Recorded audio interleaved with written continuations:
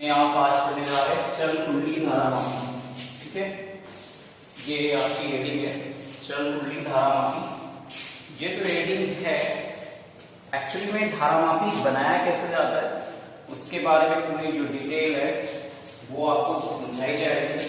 ठीक है, लेकिन चूंकि ये डिटेल्स बहुत बड़ी है क्योंकि आप क्लासरूम में नहीं हो, वीडियो के माध्यम से आपको पढ़ाया जा रहा है, तो ये जो है सिर्फ आप ये समझिए चल कुंडली धारा मापी होता क्या है। एक्चुअली में धारा मापी बनाई जाती है, ठीक है, जिससे धारा की वैल्यूएशन नापी जाती है। तो अब धारा की वैल्यूएशन नापने के लिए हम अमीटर यूज करते हैं। अमूमन ये होता है कि जो अमीटर होता है वो धारा की वैल्यूएशन को बहुत यथार्थता के साथ नापता है, जबकि धारा मापी ऐसा नहीं कर पाता। इसमें कुछ ना कुछ परसेंटेज ऑफ एरर्स आते हैं। ठीक है, इसलिए लेकिन ये जो धारा मापने की प्रथम श्रेणी है, तो ये धारा मापने का पहला यंत्र है। उसके बाद उसको मॉडिफाई किया गया तो एमीटर का रूप आया। बात समझ में आ रही है? ठीक, तो ये जो हेडिंग पड़ी हुई चल कुंडली धारा मापी, ये धारा मापी दो प्रकार के होते हैं। ठीक है, जो चल कुंडली धारा मापी होती है ये दो प्रकार के होते हैं।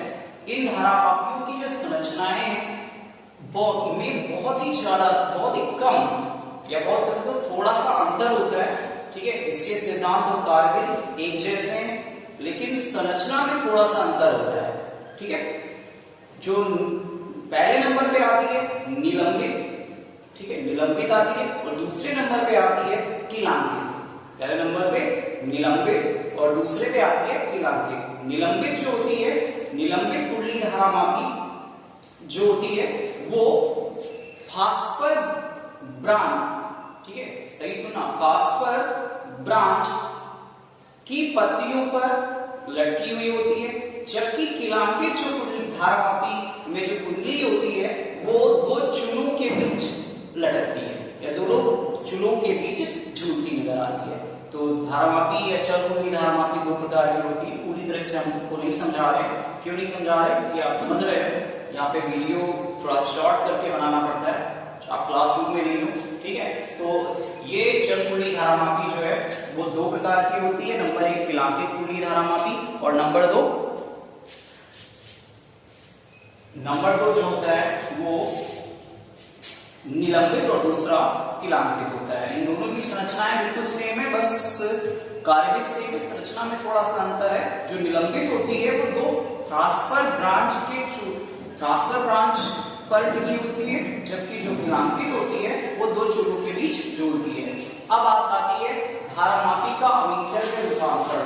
ठीक है, धारा मापी का अमीटर में रूपांतरण। धारा मापी का अमीटर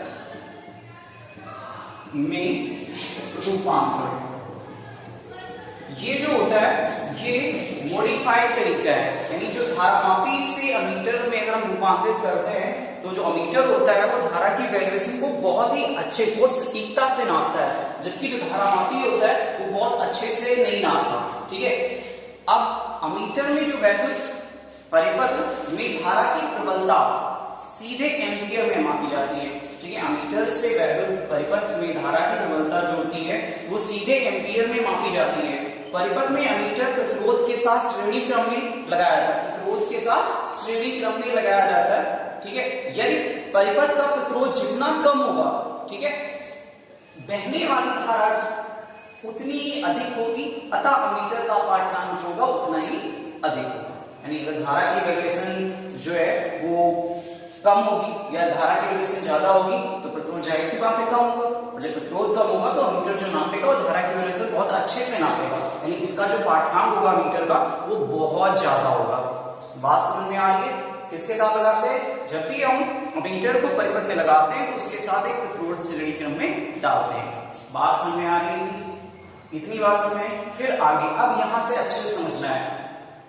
धारा मापी को अमीटर के रूप में प्रयुक्त किया जाता है। धारा मापी को अमीटर के रूप में प्रयुक्त किया जाता है इस धारा मापी के समांतर क्रम में, इस धारा मापी के समांतर क्रम में। ठीक है, आप एक धारा मापी लेंगे, ठीक है, मान लीजिए एक फिगर बना रहे हैं ये, और इसमें एक प्रतिरोध डाला गया जिसका नाम दिया गया एस है। ठीक है, यहाँ पे एक अमीटर लगाया गया जिसको हम बोलते हैं धारामापी, जिससे गैल्वेनोमीटर है, ठीक है।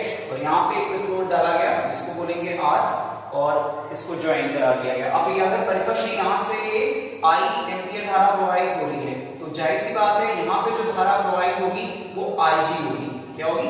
वो धारा IG जाएगी। गैल्वेनोमीटर लगा हुआ है, गैल्वेनोमीटर फॉर धारामापी, हिंदी में बोलते हैं धारामापी, इसमें गैल्वेनोमीटर बोलते हैं।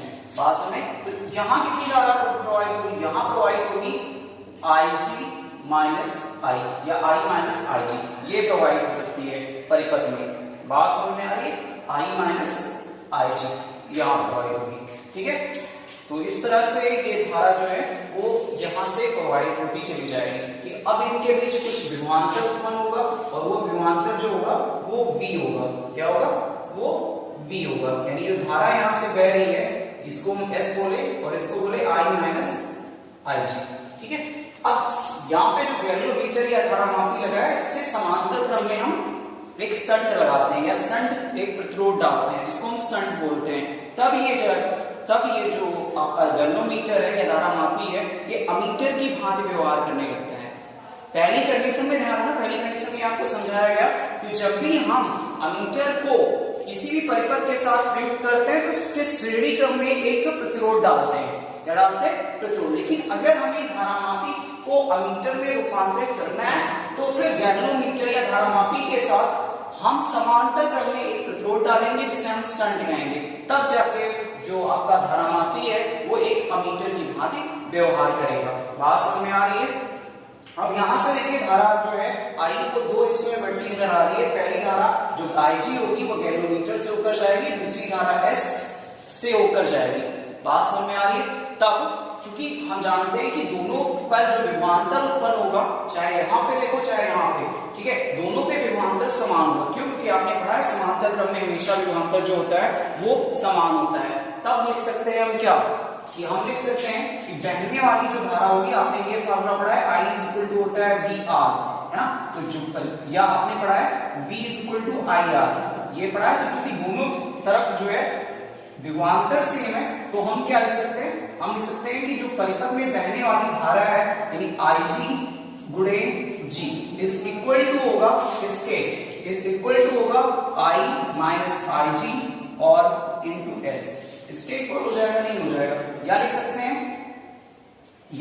हैं S is equal to I upon I minus IG और इंटू G।